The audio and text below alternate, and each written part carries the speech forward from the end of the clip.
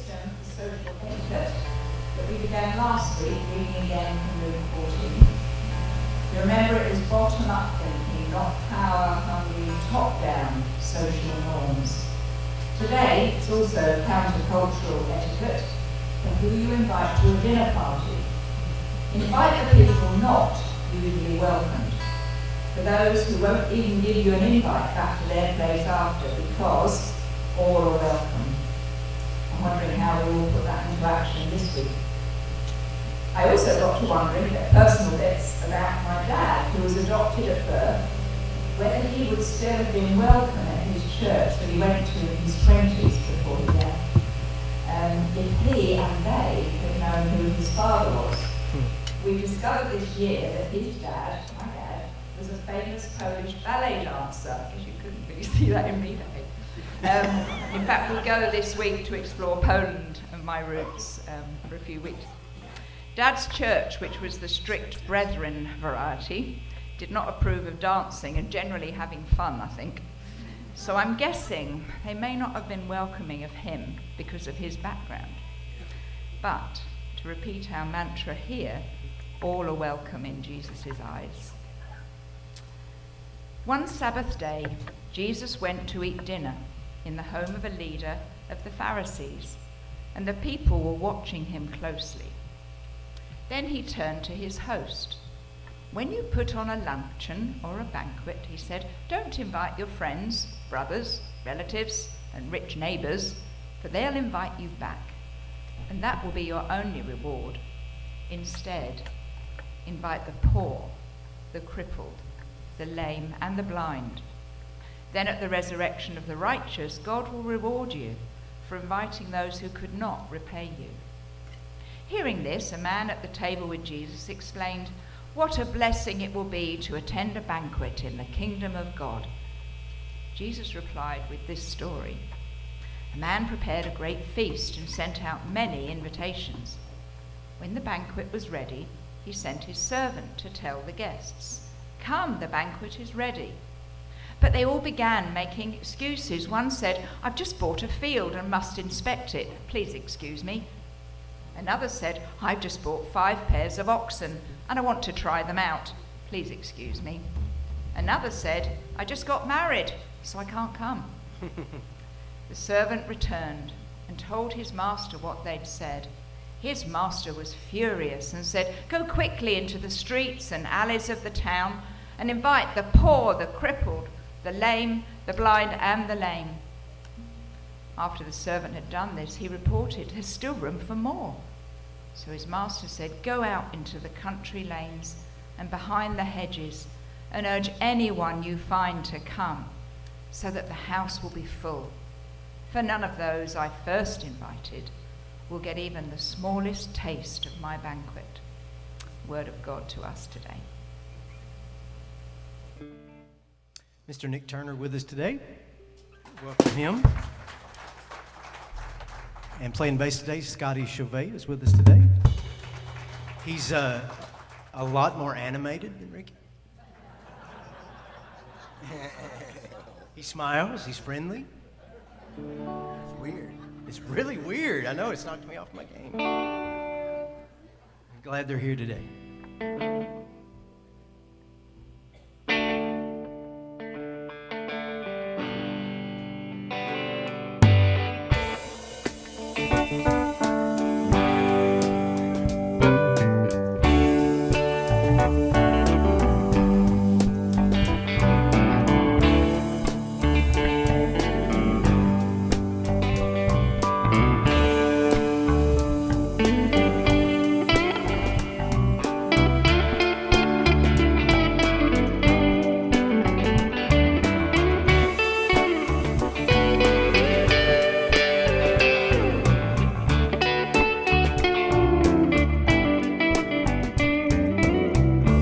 Heaven help that child who never had a home. Heaven help the girl who walks the streets alone. Heaven help the roses if the bombs begin to fall. Heaven help us all.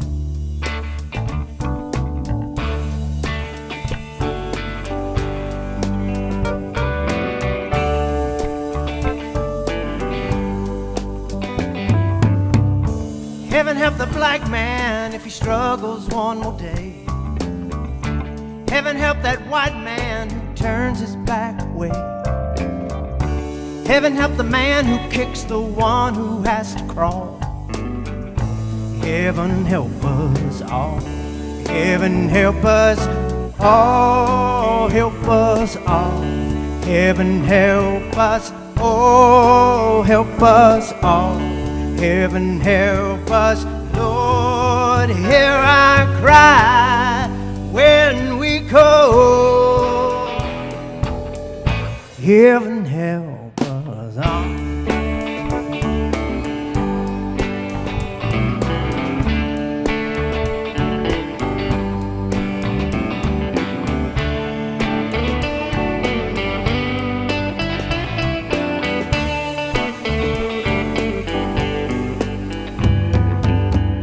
Heaven help that boy who won't reach 21. Heaven help that man who gave that child a gun. Heaven help the people with their backs against the wall.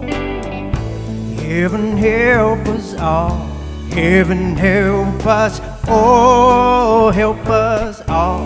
Heaven help us. Oh, help us all. Heaven help us. Lord, hear our cry when we call. Heaven help us all.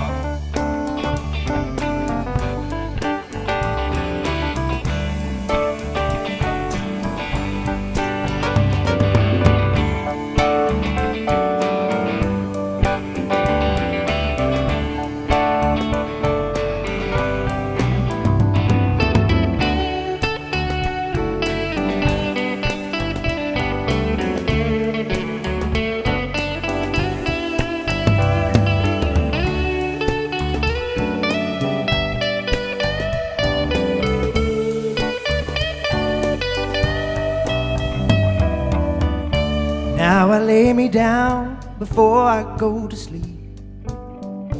In a troubled world I pray, Lord, you keep hatred from the mighty, keep the mighty from the small. And heaven help us all.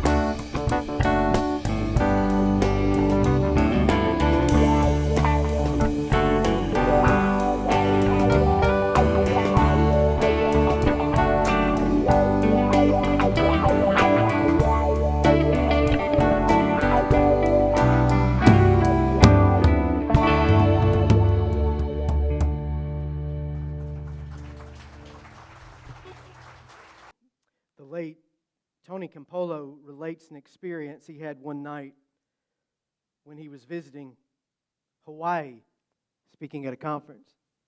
It was actually early in the morning as he was suffering from jet lag and time zone disruption. He says this, up a side street I found this little diner that was still open. I went in, took a seat on one of the stools at the counter. This was one of those sleazy places that deserves the name Greasy Spoon. I didn't even touch the menu. I was afraid that if I opened it, something gruesome might crawl out. But it was the only place that I could find. The guy behind the counter came over and asked me, "What do you want?" And I said, "I wanted a cup of coffee and a donut." And as I sat there munching on my donut and sipping my coffee at 3:30 in the morning, the door of the diner suddenly swung open, and to my discomfort, in marched 8 or 9 provocative and boisterous prostitutes. It was a small place, and they sat on either side of me. Their talk was loud and crude.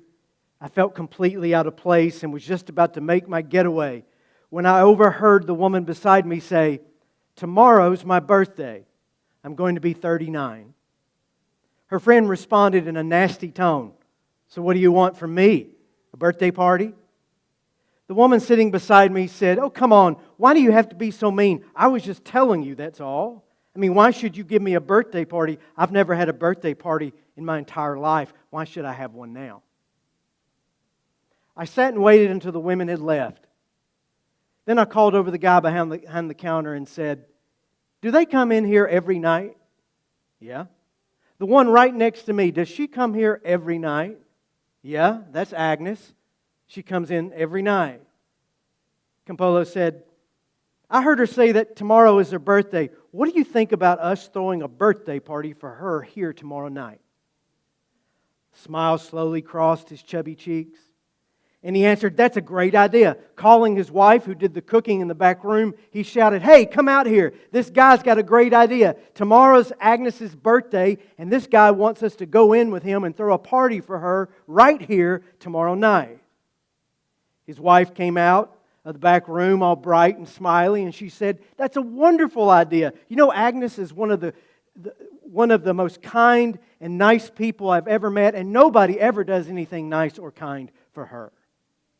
At 2:30 the next morning, I was back at the diner. I had picked up some decorations, and I had a sign out of a big piece of cardboard that read, Happy Birthday, Agnes.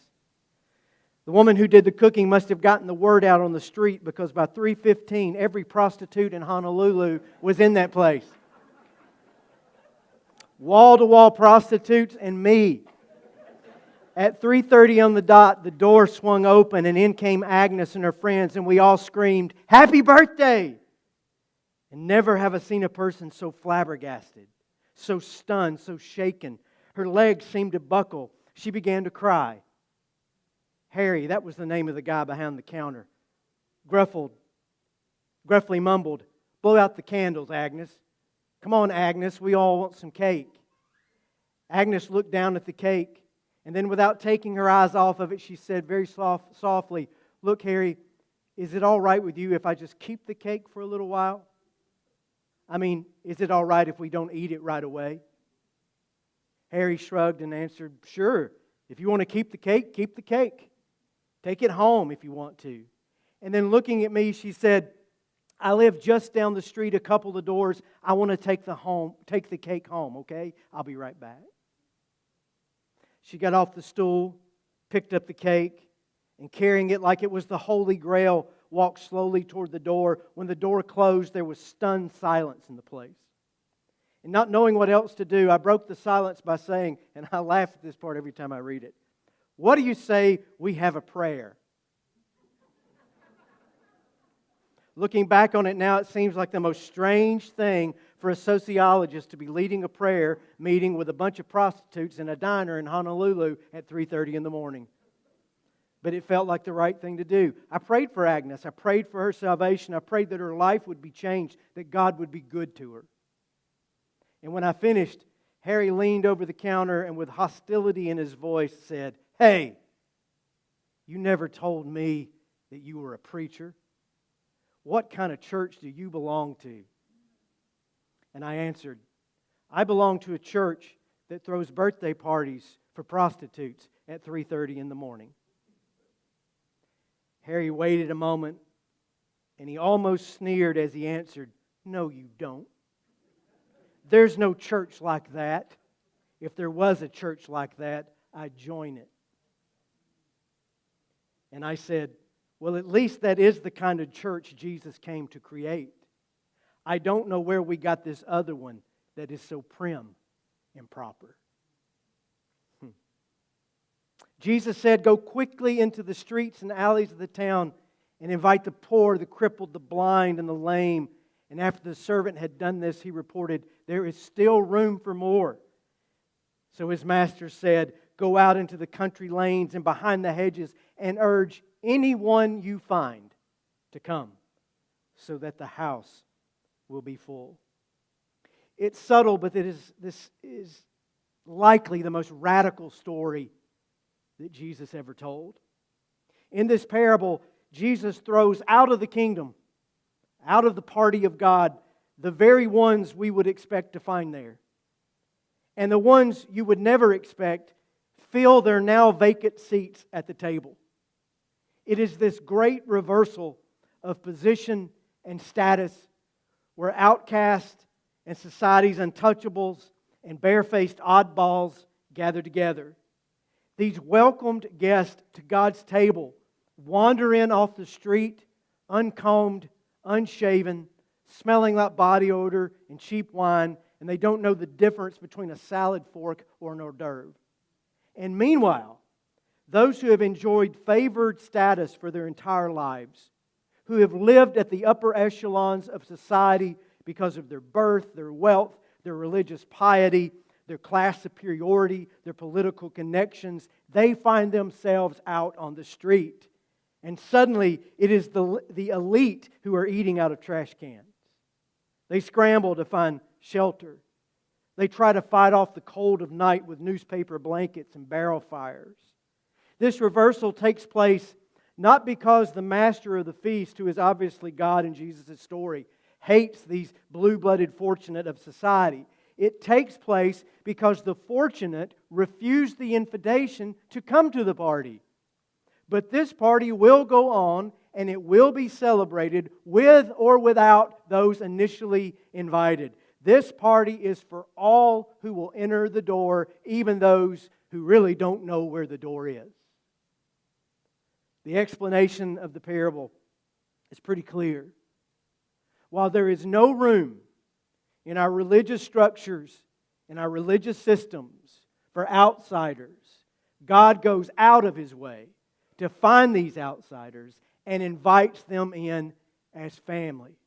For He has plenty of room in His house and His heart for all who will come. This is a story about the outrageous, scandalous, upside-down grace of God. More so, it is a story about the outrageous, scandalous nature of God Himself. This is who God is. So it's true, I guess. God is indeed out to get you. Just like the sandwich board evangelists have always said. But it's not with the closed fist of anger or punishment. God arrives with an invitation in hand. God invites you to the party. God welcomes you to the table. To play on the words of Tony Campolo, at least that's the kind of God revealed to us by Jesus. I don't know where we got this other God who is so prim and proper. This other God who is so hateful and unkind. This God who is so retrograde and primitive. This God who is more cruel and sadistic, to hear some religious people talk, than any human being that has ever existed.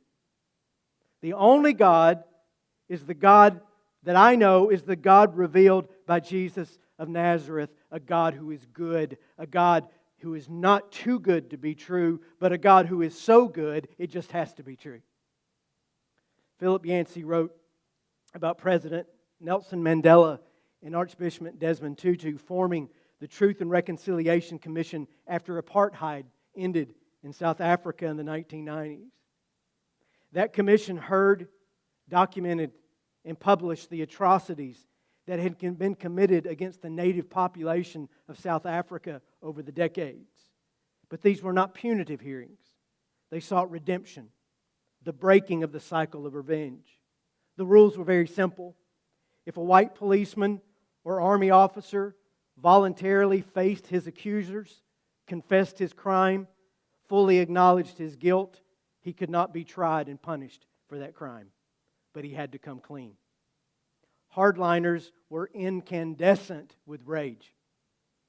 But Mandela insisted, and I quote, "This country needs healing even more than it needs punishment." At one hearing, a policeman named Van der Broek recounted an incident when he and other officers shot an 18-year-old boy, burned his body, turning it on the fire like a barbecue in order to destroy every bit of evidence. 8 years later, Van der Broek returned to the same house and seized the boy's father, who could not be bullied into silence. And the wife was forced to watch as policemen bound her husband on a wood pile, poured gasoline over his body, and ignited it. The courtroom grew hushed as this now old elderly woman, who had first lost her son and then her husband, was given a chance to respond to the confessions of Van der Broek.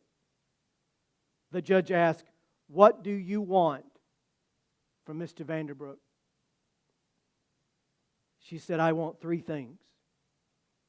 I want this man to go to the place where they burned my son and my husband and gather up the dust so that I can give them decent burials. And second, Mr. Vanderbrook took all my family away from me. So twice a month, I would like him to come to the ghetto and spend a day with me so I can be a mother to him and give him whatever love that I have left within me. And three, I would like Mr. Vanderbrook to know, because of his confession, that he is forgiven by God and that I forgive him. And I would like to embrace him now so that he can know that my forgiveness is real. Spontaneously, the courtroom erupted in singing, "Amazing Grace, how sweet the sound that saved a wretch like me." But Mr. Vanderbrook was not singing along because he had fainted. He had passed out in the witness box, overwhelmed by both the goodness of God and the grace of an old woman who could still miraculously welcome him to the table. That is not human love. That is something divine at work in someone else's life. Well, it sounds like, Ronnie, you're saying that just anybody could get forgiven and be welcomed in. That's exactly what I'm saying. That is exactly what I am saying, if that's what the person wants. Because if God doesn't love everybody, then God doesn't love anybody. If God doesn't welcome the so-called worst cases by whoever is making that distinction, then God doesn't welcome anybody. If God can't save the most terrible, then God can't save anybody. Jesus has been saying for 20 centuries, urge anyone you find to come so that the house will be full. We all walk through the same door called grace. All of us. And all who walk through that door are welcomed at God's table. Here's the paradox, though, that I have discovered. The catch, you might call it. When you say all means all, and you put that shingle out that says all are welcome, guess what? All kinds of people show up. And then, the only people who feel unwelcome are those who don't like the fact that all are welcomed. Did you hear that? When all people are made to feel welcome and they are invited in, some feel unwelcome. Why? Because they refuse to share the table with the all. They would rather stand outside in the cold than to practice the radical hospitality of Jesus that readily accepts everyone. All means all is a comforting, compassionate invitation for those who thought they could never get in the door. But all means all is an alienating, divisive rejection to those who see others as undeserving or unacceptable. But I ask, what would Jesus do? No, we can't always know. But in the majority of cases, this is all the moral, ethical, and behavioral guidance we need. Ask, what would Jesus do? And then be prepared for the answer and actions that follow. Not what would my parents do? What would my preacher do? What would my political party do? What would my financial advisor do? What would my life coach do? What would my ancestors do? No, WWJD. What would Jesus do? It was Charles Sheldon who introduced that burning question into our vernacular. Sheldon was pastor of Central Congregational Church, Topeka, Kansas, for more than 30 years.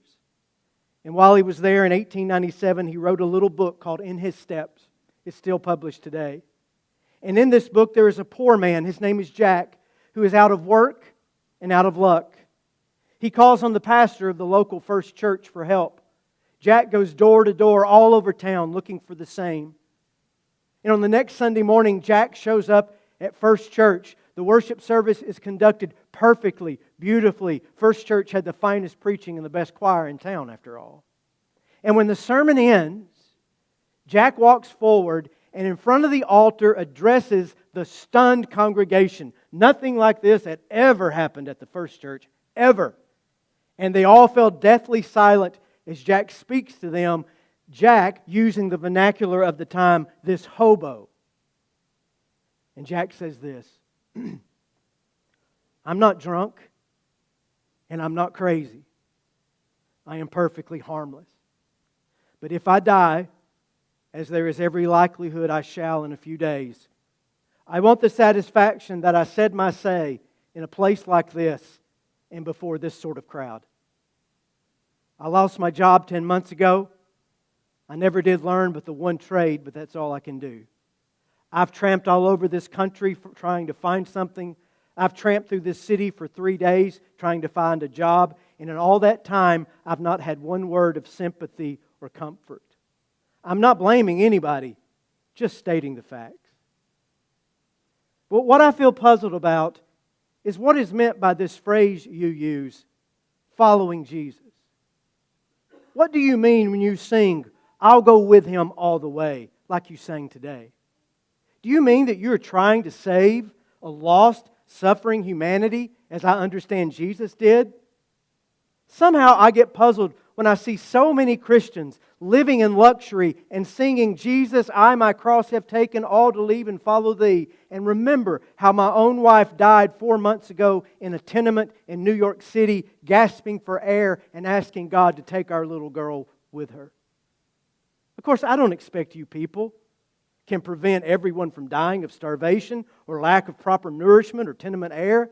But it does seem to me that there's a whole lot of trouble in this world that somehow wouldn't exist if all the people who sing such songs went out and lived such songs.